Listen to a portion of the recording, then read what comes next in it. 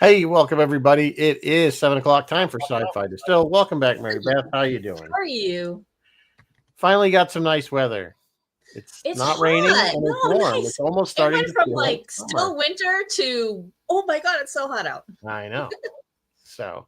So by request, you guys asked for it. Well, Chris LaRoche asked for it. We're doing a Now, bad running reverse, Chris. Just are on we hold. gonna do that? Excuse me, are we gonna do this all month or what? I Or think we just or might. We'll see how tonight goes, and if the guys want to continue. But this is kind of a how bad was this movie, and was it so bad? Was it good? So that will be Maximum Overdrive. But Hi, Chris. Chris tuned in right on time and before Bill's we here. get into Maximum Overdrive, we will have some news, I believe. So Yeah, let's do some news. Guys, we're all gonna have well, first of all, let me do this one first. I watched my very, very sporadic segment. I watched it, so you don't have to. I watched Mickey 17. Yeah, I guess if you want to kill time. Here's the thing about Mickey 17. It was okay. It was kind of a novel idea. I mean, it wasn't a novel idea because it was the old clone thing. We've seen that before. We've seen it since Blade Runner, whatever. But what I will give it credit for, I will specifically give Robert Pattinson credit for this, he does show his range. So if you're thinking of moody, broody Edward Cullen from Twilight, Robert Pattinson, this ain't it. And if you're thinking of moody, broody, dark Batman Robert Pattinson, this ain't it either. He actually plays Mickey Prime, Mickey 16, Mickey 17, and Mickey 18, and they're all different. And so, you know what? Good for you, Robert. You're growing as an actor, I guess. I don't know. So that's my review. Check it out if you want. like Tatiana from when she did what was the yeah, when she did Orphan Black. Orphan Black, yeah. Yeah. And she played all the different ones. Yeah. That's crazy. Guys, Hulk, and that was the end of her career. Yeah, right? No. We've seen her. I'm only kidding. She played in Hulk. What? She played Hulk. She-Hulk. Yes, I'm saying. She did She-Hulk. And she hasn't done anything since She-Hulk. That's too bad. I like Tatiana. I think she's okay. Well, all right. Well, I don't know if it killed it or not. Moving on. Guys, we're going to spend our holidays strangely and upside down this year. Stranger Things 5, Season 5. Finally. The college years. Like the 30-something years. Season old home years. It's gonna be like Cocoon. Yes, it is. It's gonna be like Cocoon, and then Vecna's gonna come and anyway. They finally dropped a trailer and the dates. Okay, this is how they're doing this, you guys. They've broken the season up into 3 volumes. Of course they did. Volume 1 has 4 episodes, and they're going to drop it November 26th, which is the day before Thanksgiving. So you could spend Thanksgiving break binging those 4 episodes. Volume 2 has 3 episodes. They're dropping that on Christmas. So the days after Christmas, you can binge those 3. And then finally, Volume 3 is 1 episode. Volume 3 is 1 episode. I hope it's a big episode, and that drops New Year's Eve. So we're all going to spend New Year's Eve in the upside down. There's an hour and a half to watch on that much time on New Year's Eve. I don't honestly. I mean, it's not like there's anything better to do. I mean, at our age, we've become dull. At our age, yeah. Like I don't go out anymore, really. I haven't gone out for New Year's Eve in ages. So I'm okay with this. I think it's fine. And you know, honestly, I need the distraction from real life. I'm completely dissociated. I mean, I'm glad they're finally going to wrap this up. I think it's just ridiculous. These kids are so old. It's kind of lost I don't know why, and I don't even know why. Maybe somebody knows why it's been taking so long to make this stuff. You can't blame COVID anymore. No. It's just ridiculous. I think at this point, and I think this is where people get frustrated with it. It's not just them. A lot of franchises, this waiting 18 months, sometimes 2 years or more. I completely agree. And then you get 10 episodes if you're lucky. I completely agree. And I remember, I just don't understand it. If it's a popular show, why aren't you just freaking making it? Yeah, I completely agree. And I remember, I feel like The Sopranos was one of the first shows to do this, was one of the first shows to have this long gap. Yep. And I remember coming back and being like, I don't remember what happened. Yeah, and this still happens to me. Like, sometimes I don't remember. Yeah, absolutely. Here's my next news article, which is another show that I don't remember what happened. Gen V will be back on Prime on September 17th. Eric Kripke has given it the tagline, sophomore year is a shit show. Okay. But The Boys, do we have a Boys season 5 date? They're not coming out. I don't know if there's a date. It says 2026. So we will have gone the entirety of 2025 with The Boys. The last time we saw The Boys was in 2024. I don't know if it's scheduling issues. I don't know. I'd love to know. Somebody in the industry. Why? What takes so long? What takes so long? Well, you look at it, it clearly, I mean, I know some of these shows are heavy in special effects, so that might have something to take time. But like you look at something like, here's a good example of somebody doing the opposite, which is Only Murders in the Building. Okay, if you watch that show, which is great, but they're popping those out now. Granted, there's no really special effects for that show. No, there's no special effects. But I'm like, they're popping those out because we're getting them at least every year, if at a minimum. Because all the actors are there and they're all ready to work. Yeah, and it's like, so it can be done. It's just like, why, even, look, Last of Us was what, over a year, right? And this was a short season. What was it? 8 episodes? That's all we got. It was a really short. No, I think we only got 6, 7. It was like, I'm like, oh, it was really short. That's it. It was really short. And side note, while we're on it, let's just talk about that real quick. People are not liking it. They are not liking Ellie. They're not liking her choices.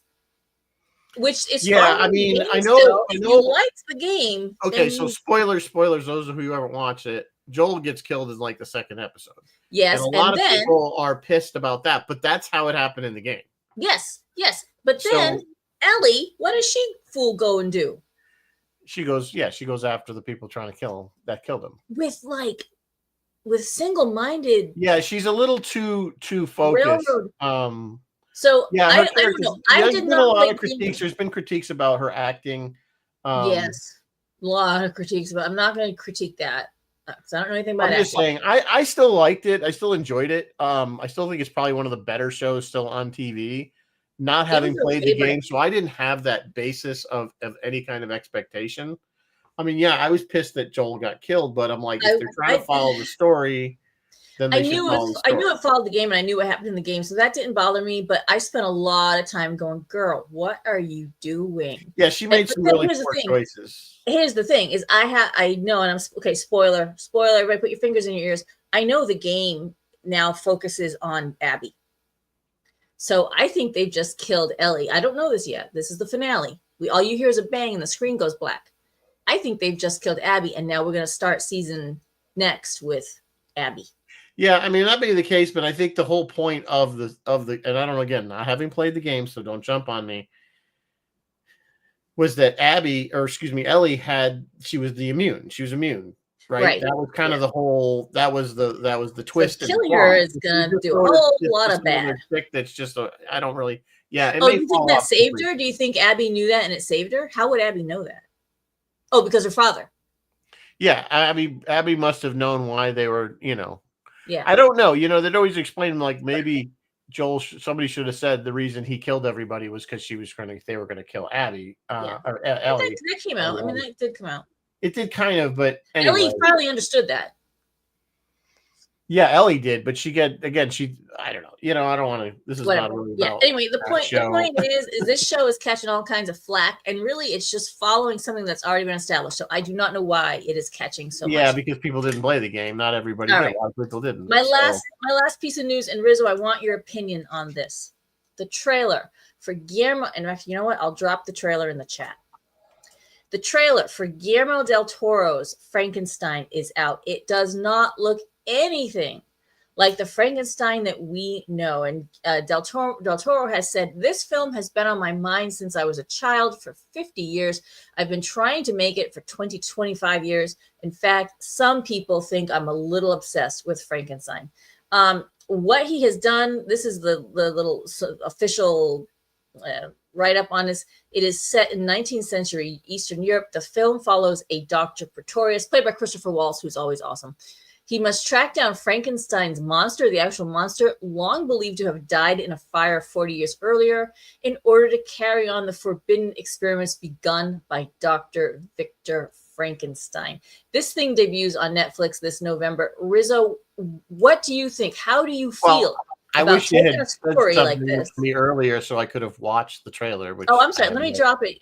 I'll drop it. I'm going to watch it now, though. So I hate to tell you, I have no opinion because I have no idea what you're talking about. He has no idea. I didn't know anything about that they were doing this, or you have to kind of give me a heads up before you drop it in the middle of the show. It's around. I thought you would have seen it. Okay. Well, I don't watch every trailer.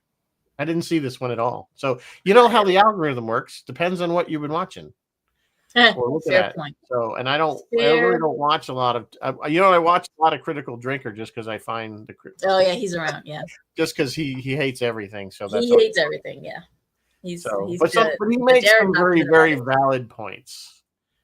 He makes some very. But what do you think? This is a classic story, Frankenstein. How do you feel about over and over again? I mean, there was a TV show with I forgot what they called it, but it was basically the same premise where the guy was reanimating people. It was on Netflix. I can't think. It was. I can't remember what it's called, but it wasn't very good. Chris says it's not from the book. Well, the book, I remember, was a love story. The video's not available anymore. Hang on, Jeff Rubel. Hang on.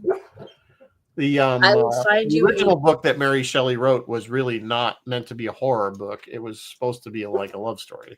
The Frankenstein part was just part of the plot, the monster part. I mean, part of the subplot, so to speak. So anyway, but that aside, I mean, it's just like Dracula. How many versions of this are we going to see? Yeah, but he's extrapolated the story now. All right, Jeff. I mean, I just posted another one. Tell me if that one's working. They've extrapolated the story. They've taken the classic story and then been like, okay, so then what happened? What happened? By the way, we're the only show that drops links so people can go watch something else. I want people to go watch something else. Just don't go come in. Maybe come watch us. Just go play. Go play. Just wanted to point that out. Here's a link to something you can watch. Jeff hasn't come back, so maybe it's watching. The thing is only 2 minutes long. He'll be back in a minute. All right. Anyway, next time give me a heads up so I could actually watch it and have commentary. That crossed my mind. I was like, I should really send this to Rizzo, and I thought, oh, he'll have seen it. I will. No, don't ever assume that, because most of my YouTube feed is full of either car crash videos or politics crap. Unfortunately, yeah. Well, avoid the politics. Apparently, crap. You can't. It's like it's there. You get sucked right into it. Rizzo, are we drinking anything? We are drinking. Talk about politics. We need a drink. And it's called Bailey's Comet. See what I did there? Because there was a comet that caused the whole movie. There was a comet. So is this a Bailey's Irish cream? Irish Bailey's Irish cream. There's Bailey's Goldschlager, cinnamon schnapps, Sambuca Romana. I don't know what the hell that is. I know what Sambuca is. Let's Google. And then you just put that on. That's just for on top, and you light. I think that's a brand name. It's a type of Sambuca.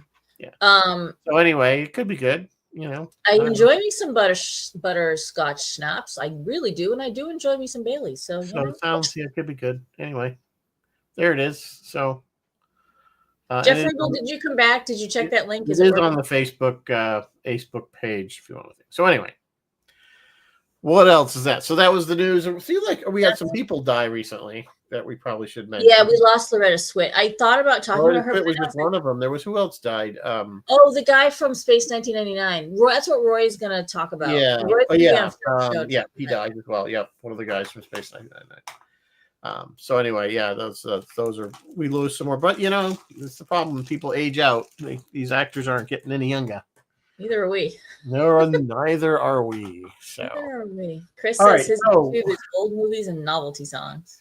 Chris LaRoche, we probably should have had. You were the one that wanted. Now, I think you wanted older movies, like Yeah, he was talking about some movie, but I thought this one is from 1987. We are more modern. And I remember I did see this. I think I saw it in the theater.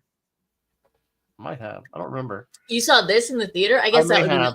But you got to remember the 80s. Like I said, you go see anything. I know. I saw some really bad movies, and you just went because it was something to do. You know what I'm saying? It's not like, when you're in that age, you're in college, high school age, you go to the movies because it was something to do. So, and actually, I mean, when I saw this film for the first, I didn't dislike it. I didn't hate it. I didn't think it was very typical kind of 80s. It has a very, first of all, the best thing about this movie, bar none, is the soundtrack. Oh, yes. It's all AC/DC, and that's because Stephen King is a huge AC/DC fan. Yes. This, of course, as you know, was agree with you there. Stephen King's first directorial and last directorial debut.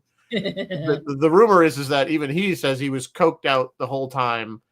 Romano was the guy that really directed it. He admitted it. He was went into rehab. This was originally based on a short story he wrote back in 1976 called Trucks. And it was basically that these trucks come alive and, harass people, which is basically what the movie is. This movie is a lot like Tremors in a lot of ways.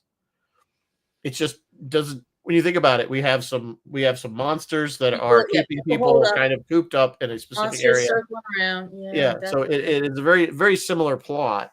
So those of you who have never seen the movie, I mean, it's basically a weird comet.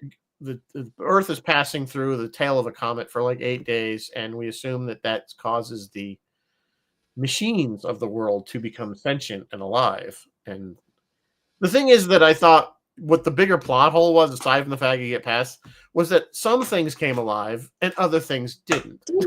Yeah, it wasn't. Like some of the cars they were driving around were just fine. They were just cars. But then we saw other things like cars where they killed their owner. And then the jukebox kind of did something. The jukebox did a thing, and the right in the beginning, one of the first things was the knife, the electric knife came to life. And the soda machine. Like the ATM was the first, which is actually Stephen King, by the way. And those that don't know what he looks like, that was him trying to get money out of the ATM, and it kept calling him an asshole.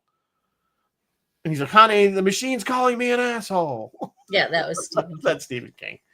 So it is a very popcorn movie. It's entertaining. It's all over the map. I think I don't know. I found it entertaining, but it is a bad movie. I mean, it's just like there's so many things. I think it easily falls under our category that we're talking about tonight, which is so bad it's funny. That it does follow. It was meant to be scary, and it's not scary at all. It was meant to be scary, and it wasn't. But actually, I think Stephen King, after a while, did not mean for it to be scary. But I mean, there's so many good Stephen King movies. This is not one of them. This is not it. But it's it's one of the more over the top and overtly. Here's the thing. I read it said he's a great writer. He's a bad director. He never meant this to be scary. And in some parts of it, he says he was mocking horror and even his own horror stuff. He wanted Bruce Springsteen in the lead role. I mean, that to me says he wasn't. He was not making this like a serious. Bruce Springsteen. So it was funny because they've asked him why he's never directed it again, and he'll say, "Have you seen Matt?" Yeah, he'll say that. Yeah. So this is De Laurentiis, and we've done De Laurentiis movies before, including Flash. Flash was like a really big De Laurentiis movie. They were not sure about it. They were like, I don't know about this guy. So they gave him a very, very, like when he wrote the screenplay and the script, he specified over 1,000 camera shots in the script, which script and screenplay writers don't do that. Like they don't worry about that. They leave that for the director. But he did. So they gave it to him, but they were like, all right, let's bolster. He's a first-time director. We're not too sure about. So let's give him this very, very seasoned veteran DP, a guy named Armando Nanuzzi. Poor Armando lost an eye. He lost an eye filming this thing. In the scene with the lawnmower that's like chasing the kid at some point, sort of early on. They tried to do a shot. Stephen King was like, leave the blade in. And then everyone else was like, no. When the thing's just rolling on the ground, you can't see the blade. And he was like, no, leave it in for authenticity. So they tried to do a shot, I guess, where it went over something, or they were getting low so they could see the blade or something. And a piece of wood flew in this guy's eye, and they couldn't save the eye. Well, that's so he lost an eye. He continued. That does happen on movie sets. I mean, not saying it happens a lot, but people get maimed in all the time. I mean, can be very dangerous. But you're right. That was just stupid. For the DP? I mean, that was just stupid. Well, that was, look at the one that is dead now because of the X. So somebody put a bullet in a gun, right? So yeah, that's a whole thing. So anyway, but yeah, that was just careless. But again, that was like they said like everybody was like whacked out on drugs, so it didn't surprise me that stuff kind of happened. But was the entire crew? There was no one on that crew that could like rein Stephen King and be like, "Hey man." Apparently not. I don't know. He did get it in under budget and on time, so that part was great. But I don't know, man. It says he was curious to see if he could translate what was in his head to film. But I don't know, man. He joked that he thought he had just made the modern version of Plan 9 from Outer Space. It's not that bad. It's not that bad. It's not that good. I mean, I remember watching it. First of all, in the 80s, like AC/DC was, and they still are great, but they were like the king of rock at that point. Yeah, they were. They still are. Just the soundtrack alone, you were like, this movie's good just because you get that soundtrack to go along with it. But I mean, I think like the scene where the steamroller rolls over the kid. Yeah. It's pretty horrifying. I laughed out loud. I know maybe I'm a sick person. They had done two. They had done one. Here's the thing that there's the other piece of the exploding head. Yeah, they had done one with the head exploding and like blue gore. Well, it was supposed to be what he wanted was he wanted a bag of blood under it so that the bag would burst when it went over, but not that it would be on the roller, and it would the steamroller would act like a paint roller and leave like and sort of leave it blood. But what happened was it exploded earlier, so it looked like the kid's head was exploding. Yeah, and it went everywhere. And Steven loved it, but the censors were like, "You can't have that." Yeah, they kept telling him he put so much blood in, not just that scene, but other scenes. There's a lot of blood in it. Yeah, the studio was like, "You got to take it out. You can't do that. You're gonna get rated X, and we don't want that. We want this thing in theaters and seen. So you got to bring it down to a rated R at least." So that was one of the things. Chris is being very funny. John Capes is being very funny. Yes, I see the kid. He's somewhere else at the time, yeah. So I mean, it was just like, it was just. But I remember seeing this in the theater, and it's like it was just like you say, it was just kind of like it was like a carnival ride. It's the best way I can put it. It was just like, this is so silly and so ridiculous. I mean, you're watching it. You're almost rooting for the trucks at one point. Yeah. The overacting, the one woman that was like the one that originally got cut, and she's going, "We made you," and she's like, it's like way over the top acting. Yeah. And it's like, okay, sweetheart, you need to take that down a notch. Because I get it, you're mad, but the other one, and I love her. The other one that was making me crazy was Yardley. Yardley Smith, yeah. Smith. And I love her, guys. That's Lisa Simpson right there. I can say no ill on her, but this is pre-Simpson. This was way pre-Simpson. Well, not really way. No, only a year or two. Reasonably way. I mean, what year did Simpsons start? 87, 88, something like that. Maybe 89. Okay, so maybe 89 at the latest. It was the 80s. I remember watching it in college, so that had to be the 80s. The Simpsons. I'm gonna look it up. I'm looking it up right now. Yeah, and I love Yardley. I really do. And I've seen her in other stuff, and she was just lovely. Yeah, she has that voice. Curtis. 1989. Okay, so a couple years. This is a couple years prior. December 17, 1989. Yeah. So she's of course in it, and the real is not a huge cast as far as people you know. My other love, Giancarlo Esposito was in it. He is in there. They all survived. Part. Emilio, as he survived. They all survived this film. I mean, their careers survived. Their careers did, yes. Well, Giancarlo was, it's like he's so funny because if you see him in a lot of movies in the 80s, and he's always just like a background guy. Emilio? Like he might have a line. Well, this movie, he had nothing. He was stealing the cigarettes and the change. That was his big scene. Emilio Estevez. No, Giancarlo. Yeah, no, Emilio was he was very on top at that time too. He just come off a Breakfast Club and whatever the hell else. Yeah. No, Giancarlo. He was starting out his career, and he gets killed by the candy machine or the video game machine. The video game electrocutes him. Yeah. Video game said play me. He didn't look like himself either. I was looking. I'm like, that's Giancarlo again, isn't it? As I was watching, I looked it up. When you hear his voice, you're like, okay, yeah, I guess that's him.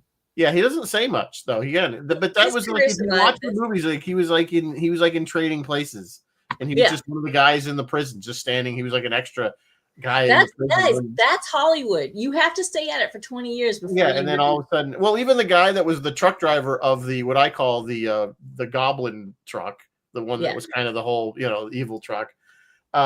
He eventually came back. Have you ever seen the show Banshee?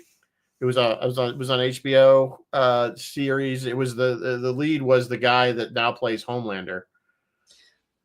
Anyway, it's another kind of over the top kind of stupid police criminal show, like action. It's always every episode had car chases and fighting and he came. I was like, that guy's familiar, and sure enough, he's in that show. Like here we are 30 years later, and he's still working too.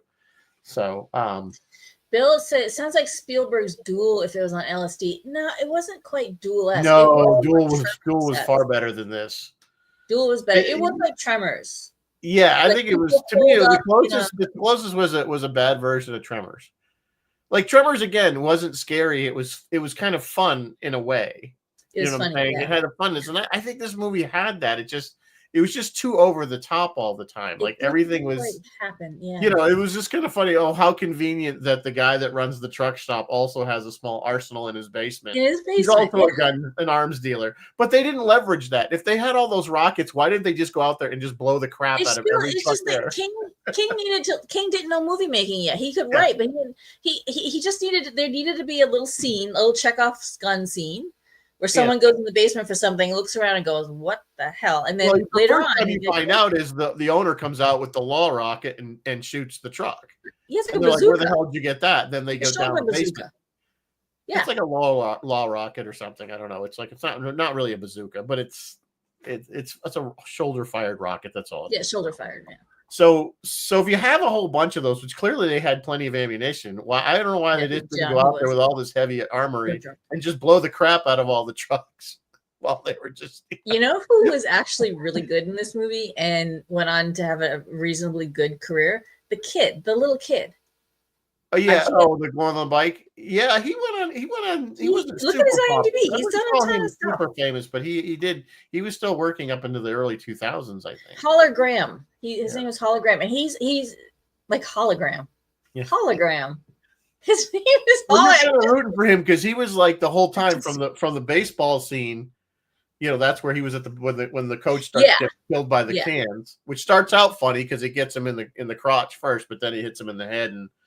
Which, you know, the funny thing is how much soda is in that machine. It was shooting out 40 cans. How many sodas are in that thing? Those are always the plot holes that I find kind of ridiculous. And I don't know how it had the force to throw out. It doesn't have that kind of mechanism in it. But anyway, we let that go. Hologram became the voice of HBO. What's the voice of HBO? I don't know. Yeah, he's done a bunch of stuff. So good for you for being a working actor. The only voice of HBO I can think of is the static noise and the click. Yeah. You know what? That's what the static. Yeah. Marla Maples was in here at some point doing something. I guess I missed her. I don't know. I didn't see her in there. Laura Harrington went on to do really. Yeah. Frankie Faison was the guy I was talking about from Banshee. He was the truck driver. Oh, Frankie Faison. Yeah, he's been around. He's done a bunch. Yeah, he's done a lot of stuff. I'm just saying these people kept working. Yeah. These people kept working. Nobody like my little thing says down here. No serious, no career. You know, Pat Hingle, who played the owner there, Headshot was in Leon Rippey. We've seen him in a bunch of stuff. He eventually was in Deadwood, which is great. If you haven't seen that, I highly recommend Deadwood. So these people, the people, it was kind of a smattering of actors. Nobody other than Emilio, nobody was hugely famous. Except for Giancarlo now, but I think Laura Harrington was kind of an up and comer, and they thought she was gonna do more. She was in Buckaroo Banzai. She played Mrs. Johnson. Yep. She was in Buckaroo Banzai. But you know what she was in that she was excellent in? What's Eating Gilbert Grape? Didn't see it. You've got to see that movie. It's a great movie. I mean, it's an emotional movie, but it's not. Yeah, see, that's why not sci-fi kids. That's why I haven't seen it. Is there a car chase? No, that's why I haven't seen it. Is that guys watching? Is that you look for the action? Is that what? That's usually it's like usually my biggest problem with movies is the dialogue. There's too much. What's Eating Gilbert Grape that Leonardo hits Shut up. or Shut up and chase each other.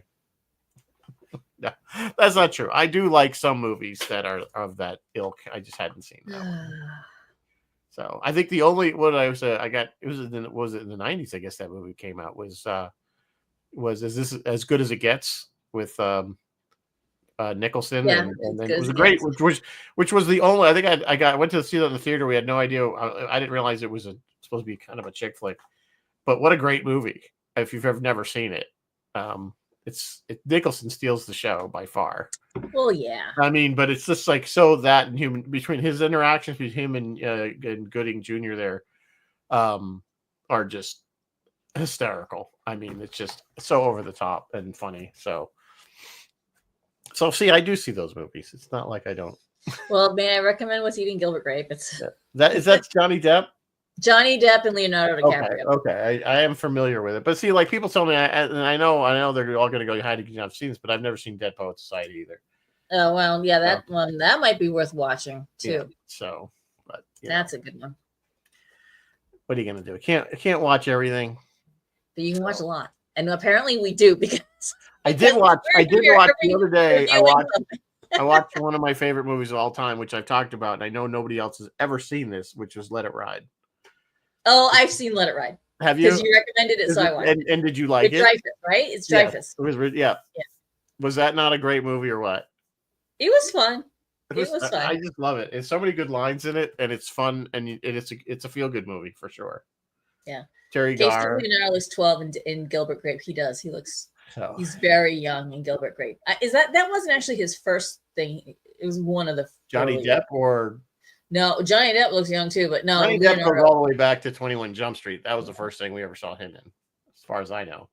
I mean, that he was famous for. Oh, Cape says Dreyfus choose the scenery and Let It Ride. Oh yeah, it's Dreyfus he's just good at everything, but the movie it's just great. I don't know if you've never seen it. It's like 1989. They're at a horse track.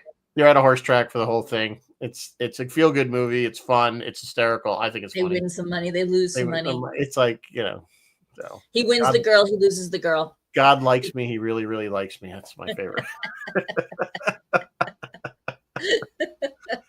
No, I think the funniest line is the full horse is a goddamn Clydesdale. I guess he said. Anyway, sorry, we're off topic as usual, but that's okay. It's easy. That one, and I have another one on top of the credit by the TV that I'm going to watch soon, which is My Blue Heaven. Oh, that's a really one. That's a really good one. So I like My Blue Heaven. That's Steve Martin and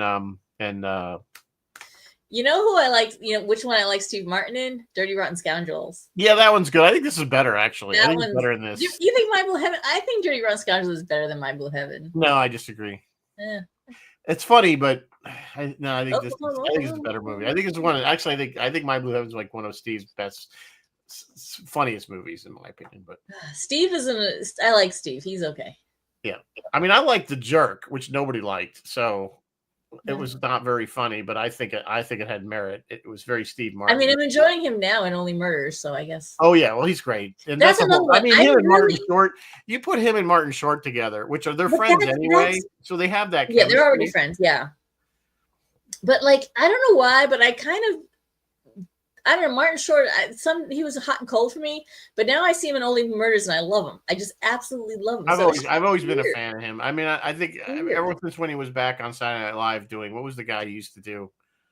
The little with the point. He used to have the hair. The hell with my wife. Not Poindexter. No, I can't think of his. He had a name. He was hysterical. Somebody really remember when he was on back when I always thought he was funny way back then. What was that? And then of course, Suspenders. We should do Inner Space. I bet you that's another one we should. You want to do Inner Space? It was a good movie. You didn't like it?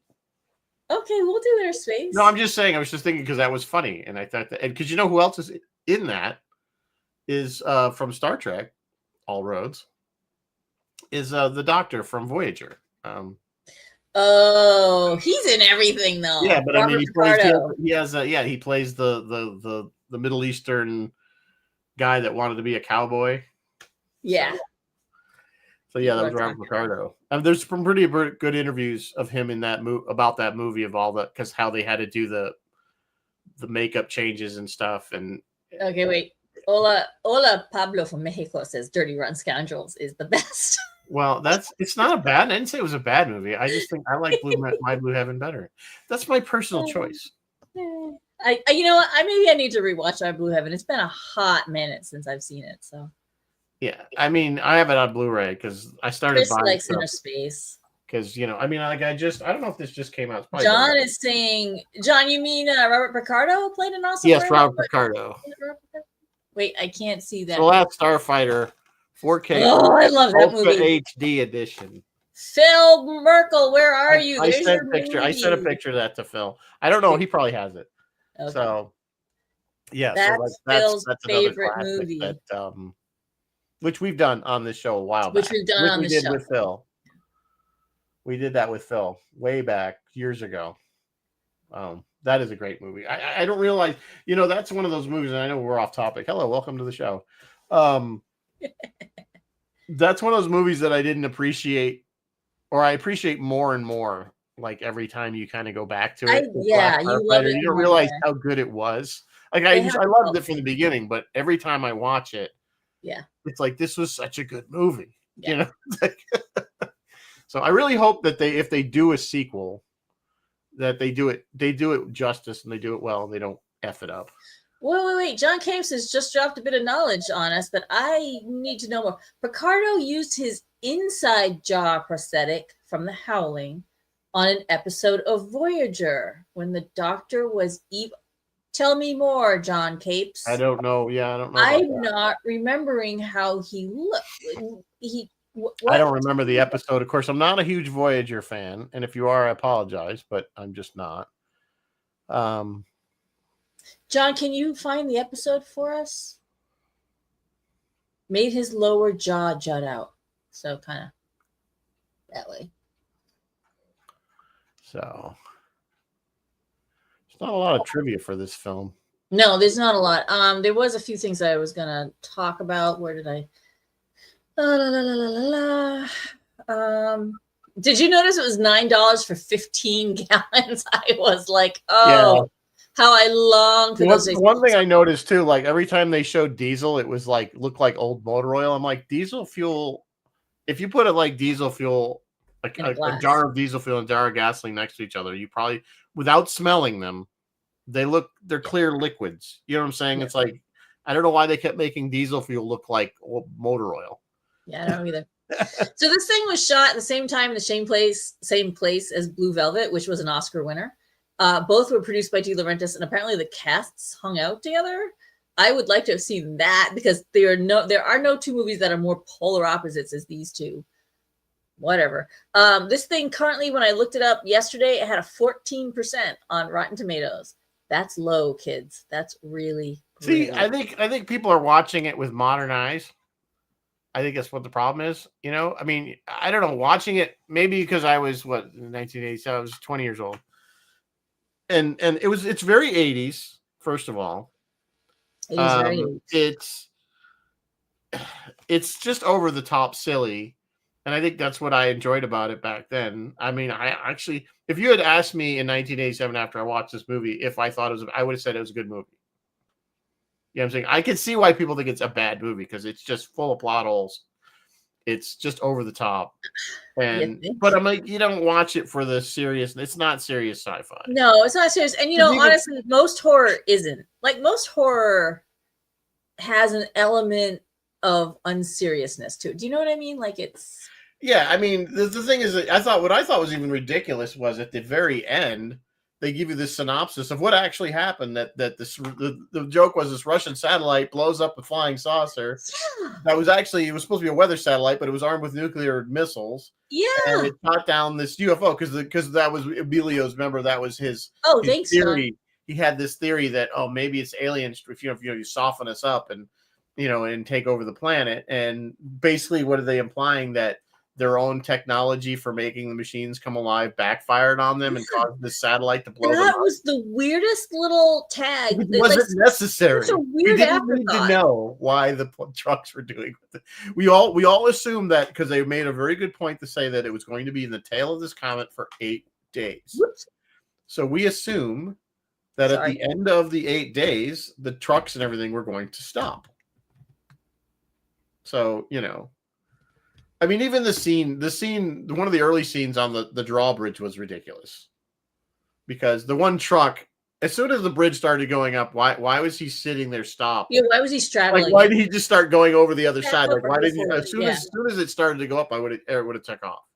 Like, no, this is not. I'm not going to wait. I'm not going to wait till the truck can't move anymore. There's a lot of suspension of disbelief. Oh yeah, this kind of would almost go in the same category as Evil Dead, Ash, and those guys. There's a lot of suspension of disbelief, and there's a very tongue-in-cheek element to it, and this kind of has that. But that's okay. You see, for this type of film, I don't need that much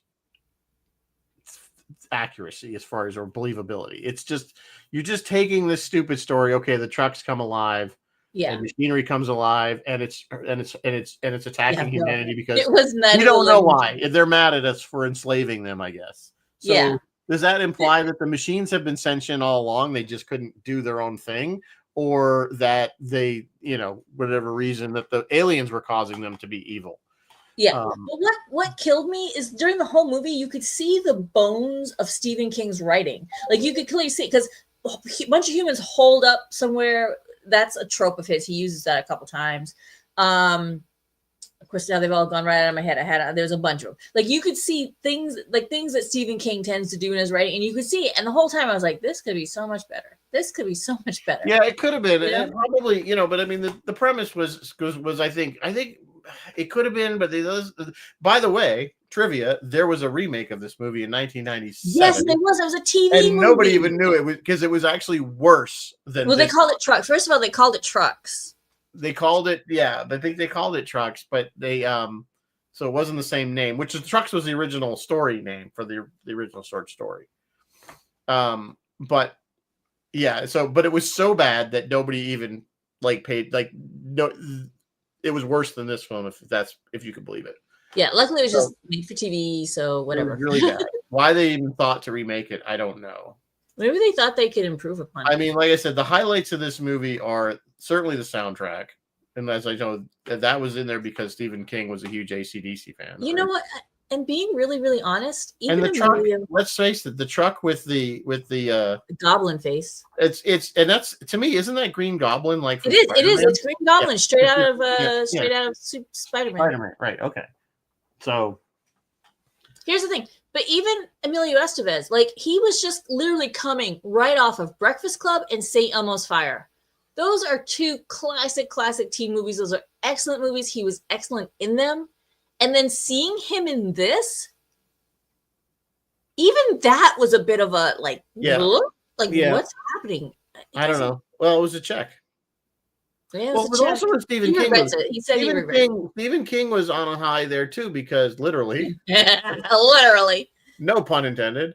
But I mean, a lot of his movies, like you had Christine, and you had 1980, whatever he had. I mean, you can go back to the one with Jack Nicholson. Why I can never remember the name? The Shining. You go back to those. So he was on a huge, role there of movies. Yeah. Cujo, and name any of his books, and they made a movie, and they usually were pretty good. I mean, The Shining was a great movie. I don't really like to watch it because it's just way too creepy for me. But I really like I mean, but Christine was great. Christine was great. Carrie was another one. Cemetery. Yeah. Pet Cemetery. Pet Cemetery. I think I said Cujo. There's a bunch of them. It's so good. So for there was a ton of stuff that he anything he touched was gold. Okay, so this one wasn't gold, and it was the one he really touched. Yeah, the studio hated kind of everything he did. They kind of rolled with it, but they hated it. They did not like his lead actress, and I saw this in the film. He let her wear it was the 80s, and so girls were doing that Madonna thing with layers and crap, and she had the weird hat, and that's fine. She couldn't run around like that, and the studio, it was not Steven, it was the studio that no, take some clothes off of her, and they did. If you notice, there's one scene where he's like, "What are you doing there?" She's like, "I'm changing." Why? Gratuitous. Yeah. No reason, just gratuitous. I thought her acting was a bit wooden. I didn't really buy a little. I didn't think she was that great of an actress. Probably why she didn't do much after this. She was certainly no Academy Award winner. No, it was not very good. It was honestly nothing was going to save this. Nothing was going to save this. No, probably not. But again, I look at this as a popcorn movie. Yeah, take it for what it is. Watch the ridiculousness. Stephen King himself calls it a moron movie. People being chased by a steamroller is always funny. But it was. There are parts of it was smart. They climbed under the road to get to the other. I mean, that was great. The kid was smart.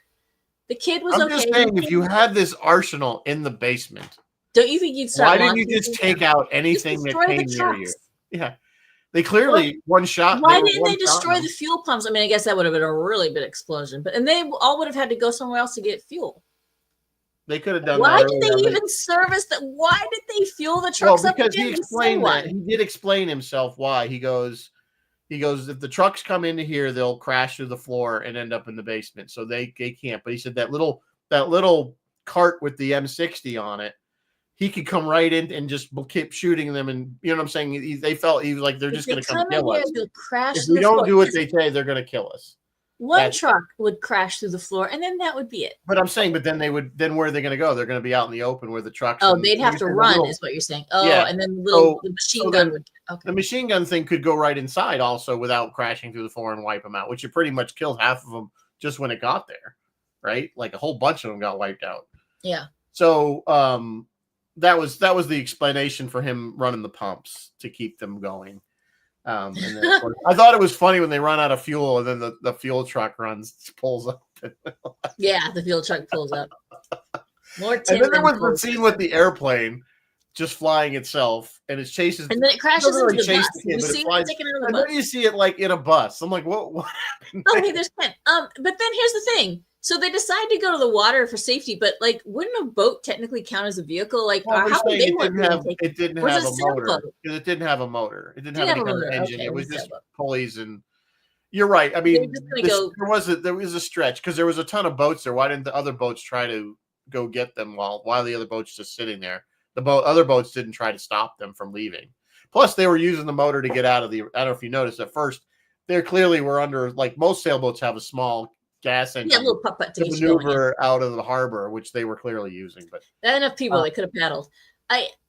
Yeah. Also, with this thing, like I thought it was in Oklahoma or Kansas City, because it was like flat, open road. South Carolina. It was supposed to be the Carolinas. Okay, yeah. Okay. Oh, there are mountains in Carolinas. Okay, yes. It was open and flat, and then they were at the ocean, and I was like, where? No, that was plausible. They could have been where they said they were. Okay.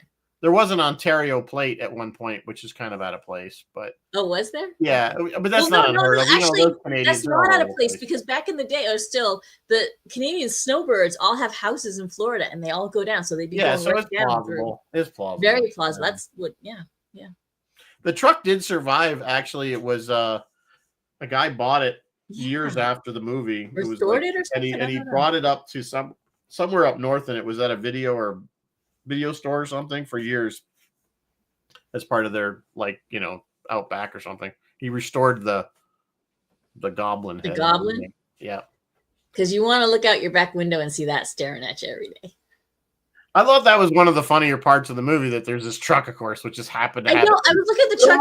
I want to know what toy company thought that that's a good idea to put that thing on the front of their truck. It would cover the grill, which could screw up your engine, and B, wouldn't it have been covered in bugs? Like, wouldn't it have just but I mean, think of it from a marketing standpoint. Like, that's you're a toy company, and you have this see the side of the truck Jack in the Box thing on the front of your truck. Here goes another load of joy. Yeah, another load of joy. Like, what? Oh my god! No, we don't write that on the side of our truck. Real and stupid, but that's what the movie was. I mean, it was just.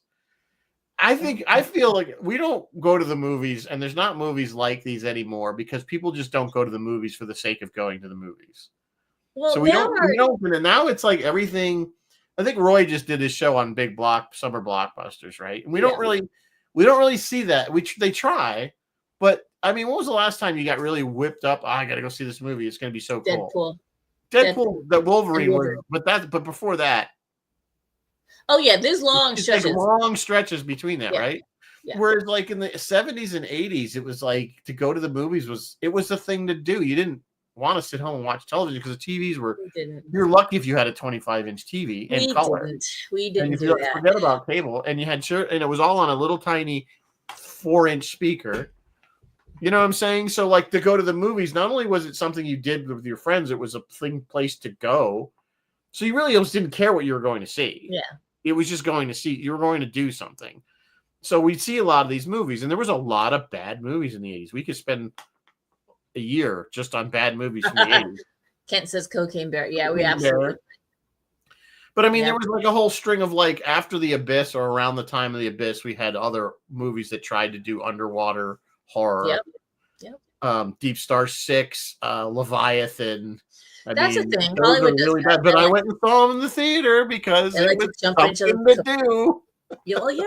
I guess we were not big theater goers when I was a kid. Well, I don't know. In high school and And by the college. time I was old enough to go by myself, it was too late. I remember I saw what was the one, the Chucky one there, Child's Oh, Play. Bride Chucky, Child's Play. No, it was the original one. No, it was You Child's know Play. which one I saw in the theater?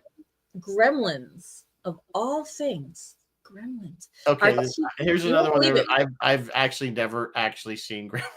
You don't need to watch it for some bizarre reason that I will never understand. We were going on a field trip, so we have an entire bus full of little kids, school age kids, and I don't know what the deal was. We couldn't go where we were going, or it was something went on, and the teacher was like, "Okay, we'll take you to a movie instead." And what did they take us to?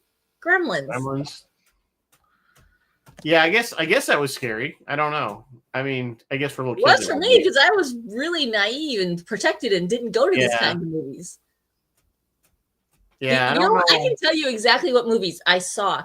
I went to a drive-in and saw 101 Dalmatians. Huh? What year was Gremlins? I don't know. Somebody look up. I saw so few movies. I can count on one hand the movies I saw in the theater. I did see Star Wars. I was 6 years old, but I did see Star Wars. I saw On Golden Pond. I saw that in the theater too. I saw Gremlins and I saw 101 Dalmatians. Those are the movies that I saw until I was like 16 and got my license. Yeah. Seriously, guys. So when I was a kid, before I was old enough to take myself or go with some other teenager to a movie, my dad was always the one that got stuck taking me and my sisters to a movie. And if we were decided we were going to a movie, remember you used to newspaper. There was that back page. Yeah, and you find the page and you go down. You had to look and see what time it was. That was at White City. You have to decide, what movie we were going to see. And I remember, what was we saw like one of the Snoopy movies, the Peanuts movies. But I remember one of them that we went to that I wanted to see was Captain Nemo's Forbidden Island. Oh, which was a Harryhausen movie. Basically, it was all Harryhausen stuff. He took me to that, which I was surprised because that was kind of a little scary for my age. But I remember I made him take me to see Buck Rogers in the 20th Century when that was a film, because it piloted as a film, the TV show that eventually became a TV show. And I made my dad take me. He took me. I wanted to see it because of remember Capricorn 1? Yeah, I remember Capricorn. And it was basically that they faked. It was like basically saying that it wasn't. I am John. It was supposed to be a Mars landing, and they faked it. My father kept telling me, "I don't think this movie's going to be what you think it's going to be," because I saw like it's going to be a space movie. You're like, yes, I don't think this movie's going to be. Well, all right, I'll take it because I go, no, I want to see it. I want to see it, and it was still not a bad movie for its day, but it wasn't what I thought it was going to be. Yeah. So. Good call on that, Dad. But Dad always got stuck taking the kids to the movies, and Dad always had to bring, just like Dad does, popcorn and candy in his jacket because he wasn't going to buy the candy that's really everything that was too expensive. Yeah. John is saying that, and the other thing, in the next town over, we had one of those second run dollar. It was a $1 movie, so they always run the movie. They were second run movies, but they were $1. That was he always waited. He always wanted to wait till it was at the dollar theater. Yeah. We had dollar theater here. I just did not go until I was a teenager. Yeah. And even that, like, it wasn't, I didn't turn 16 until 1987. So my parents, even then, I turned 16, I got my driver's license. Even then, my parents they weren't the kind to be like, here's the keys, go. No, they wanted to know where I was going, who I was going with, what time I'd be. They were very, very strict and controlling. So I wasn't going to the theater a lot. Oh, no, my parents was like, you had to go at the right, when I was young, before high school, really, you had to, there were certain families that I was not allowed to go. Their kids, it was like, no. Every kid has that story. In fact, it got to be kind of a thing with even my friends. It's like, they just don't even ask because your parents were just going to say no. Yeah. Which was sadly, they were right because they always would just say no. So I had that Italian thing, I guess. I don't know. This paranoia that somehow you're going to get marooned. Bill, what year was marooned? When I was 1980, so I was 13 when the Blues Brothers came out. And I friend down the street who my parents didn't care for much but they let me go, and I went and saw it, and it was opening night in 1980, saw the Blues Brothers, which was my first R-rated movie. And I got home, and my dad was. Princess Leia said, "Fuck." Pissed. My dad was pissed because he didn't know it was R-rated when he said when they told that I could go. And I'm like, there was nothing in it though. It was just swearing. I don't think I saw an R-rated movie until I was 18, 19. So I felt chipped because I got to see the R-rated movie and no boobs. Yeah. But it was a great. Still, now it is one of my favorite movies of all time, and I loved Blues it. Brothers? I loved it when I saw it, and I loved it when I saw it. So it's a I still classic. quote it. So anyway, yeah, crazy. But I think that's when getting back to this movie. I think that's what there's just a different era of movie making. Bill, did Roy already do it? Because if he hasn't, we'll do it. What was 1969? Marooned. It sounds good. I've heard of it. I don't think I've ever seen it. What's the why? Are we saying it's a bad movie? No. It's a realistic movie. Gregory Peck and Gene Hackman. Oh. I think it's kind of sort of like based on a sort of an Apollo 13 kind of event, right? Where there's something they get stuck or they might get stuck. Before Apollo 13 actually happened. Right. Anyway, but I think there's a different era. Now I think, like you said, even they can't get anybody to go to the theater especially after COVID. I think really murder. There's no bad theaters. There's no bad movies in the theater, but there are plenty of bad movies streaming out there. And the amount of movie content has doubled, tripled, maybe quadrupled. There's so much movie content out there. Like if you ever and that's true. There's absolutely a ton of content, but there's also a lot more content on television. And there's more content on television. So we don't have as much reason to before, as we were growing up, you had the 3 networks. Bad movies out there. 3 networks and PBS. Yeah. So, and that was it. We had 3 networks. We had ABC, NBC, and CBS, and then we had the UHF channels. Yeah, you could get those. That kind of came in. Yeah, I mean, you had like WMUR, the super Channel 9, which would or Channel 11 that would run reruns. Whatever channel had double feature on it on Saturday. So we had those because I was near New York, so I picked those up. But you didn't have a lot of options. So movies were like to see a movie was to see a movie. It was a big deal. There's the thing, you were going out. You got to go out. Go somewhere. You're doing something. Maybe you got a snack or a meal, and you did it. Yeah. So it was a thing to do as teenagers, certainly into college era too. Yeah. And even in college, they would run. The school would put. I remember Aliens had already been in the theater, but I remember watching it in college in one of the auditoriums. That was like a Saturday night thing. They had. You went to a good school. Yeah, my whole first half of my life was completely different from what I got going on now. Yeah, I'm just saying. So it's like I went to a Catholic college. You can imagine how that went. That was your choice. What did we watch? We watched something that was kind of and the nuns came and watched it with us. But hey, let me think about that. I'll think of it. Yeah, you did know. Yeah. I don't think they would have approved of Aliens. No, they wouldn't. This was like a sexy kind of thing. We were like, oh, Sister Mary is going to come. I remember I had my legs up and the sister would walk in. I'll have to ask. My sisters went to a Catholic college in Hartford. I think it's still there. Can't think of the name of it. St. Joseph's, I think. Yeah, that might be still there. It's all girls. It was an all-girl college. Oh no, I'll have to ask them if how they're because I know they had to take like religion as one of their courses. And my parents quickly knew that because they went to Catholic high school too. I didn't. I went through state, everything. They knew that I was already a lost cause when it came to religion. They weren't even going to try an attempt in that one. So anyway, it is 8:00 already. It's 8. Let me just say super fast. I wrote down what Phil. Roy has not posted what he is doing. However, Roy will be on the radio with Phil. Phil will be with Bill McNulty at noon. They'll talk politics. He has his regular show at 4. He says it'll probably just be music. But then on Friday night Freeform, if you guys want to tune in, WUSB Stony Brook, Friday night Freeform, he will have Roy on at 9 p.m. to talk about the life of Prentice Hancock, who just passed, who played Paul on Space 1999, and a bunch of other stuff too. He was also in some Doctor Who episodes. And he was in some Doctor Who episodes. So if you guys want to check that out, it's Tom Baker, WUSB Stony Brook. It does stream over the internet, so you can check that out Friday night at 9. Okay. Well, Rizzo, are we going to continue our? I don't know. What do you guys think? You want to continue with us to continue the rest of the month? Another bad movie, so we can go off on tangents. And then we can do our top 10 at the end of like top 10 bad Star Trek or something.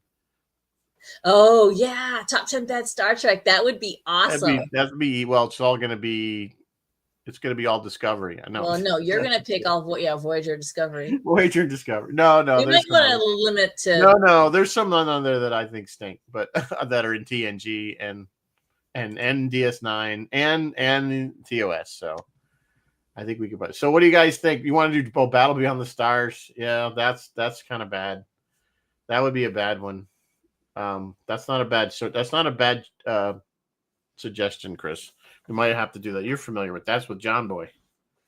John Boy. Yes. From the Waltons. I can't forget his name, but yeah, that's pretty bad. I don't know if I got an hour's worth of crap for that one, but it's pretty bad. Can we bundle a couple and do more than one? We could try to do two. Yeah. That's an 80s. I think that was early 80s. There's a ton of bad stuff in the early 80s. I mean, you had the whole sword and sorcery kick there for a while. It was like tons of bad movies that were just really bad. So I see. You know what? You mean like Krull? Krull was bad. I know you wanted to do it. Do you want to do Krull as a bad movie? Krull is really bad. I like Krull. So you like Maximum Overdrive? I didn't. I like Krull. You don't. Krull was a very expensive piece of crap. I like Krull. You like Krull? We can do a 50-50 maybe. What is anybody saying anything in the chat? Do you guys want to do Williams Bill saying pick Flying Tiger, Hidden Starship as the bad. I don't know Flying Tiger. As the bad Star Trek. My bad stuff is from the 60s. Well, then you got to stop taking it, Bill. Watch the mushrooms. Oh, Chris is best Krull. We called it Clonk. Yeah, we called it Clonk. Let's do Krull. All right. Well, we'll definitely put Krull. We'll either do that or maybe we'll split it. It's been a hot minute. And don't forget, the guy that played Krull went on to star as Michael Eddington on Deep Space Nine, the guy we love to hate. Yes, that's true. Yeah, that's right. That was him, isn't it? I can't think of his name. Yeah, the actor. He looked a lot different than that movie. It was just overly expensive and nobody knew what the hell it was supposed to be. Was it sci-fi? Is it fantasy? We don't know what this movie is. It was fantasy. It was Liam Neeson is in this movie. Yes, Liam Neeson is in this movie. So, yes. All right. We'll do that, I guess, at least, or half and half of something just to flesh it out so we're not. But all right. Well, then on that note, we will see you next week. Until then, live long and prosper, and may the force be always. Good night, folks.